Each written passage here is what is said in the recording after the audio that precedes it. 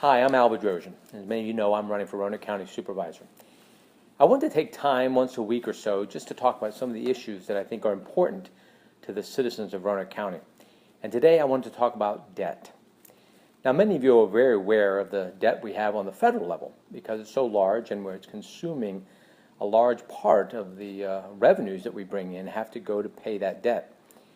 But many of you may not be aware that Roanoke County is $200 million in debt.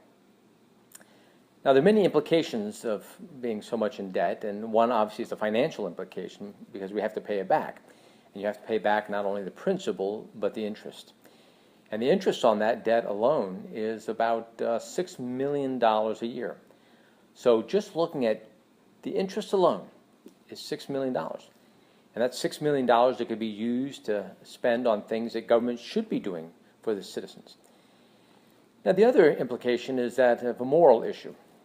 And many politicians don't want to raise taxes because if they raise taxes, it'll be hard for them to get reelected.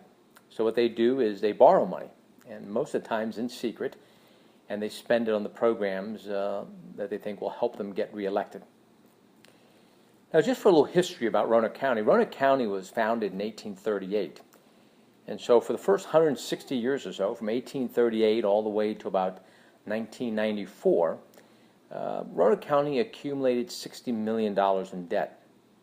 Again, over 160 years, $60 million in debt. From 1994 to about 2012, less than 20 years, Roanoke County supervisors borrowed money to the tune of tripling the debt.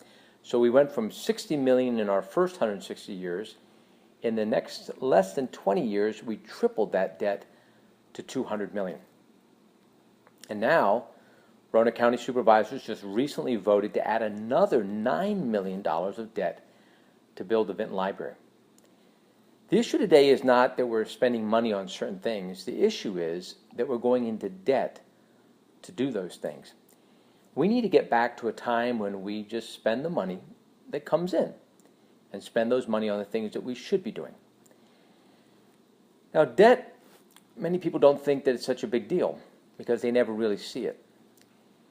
Well, debt, though, will force taxes to stay high.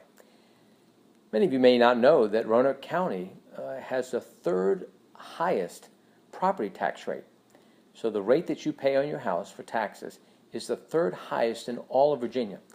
It has to stay that way to pay back the debt that we accumulate.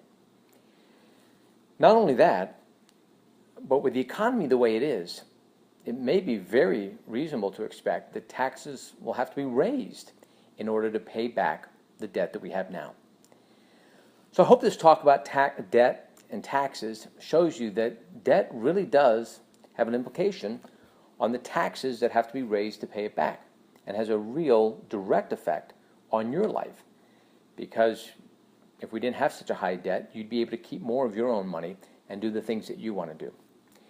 I appreciate taking the time to listen today and look forward to another issue that we'll be talking about next week. Thank you.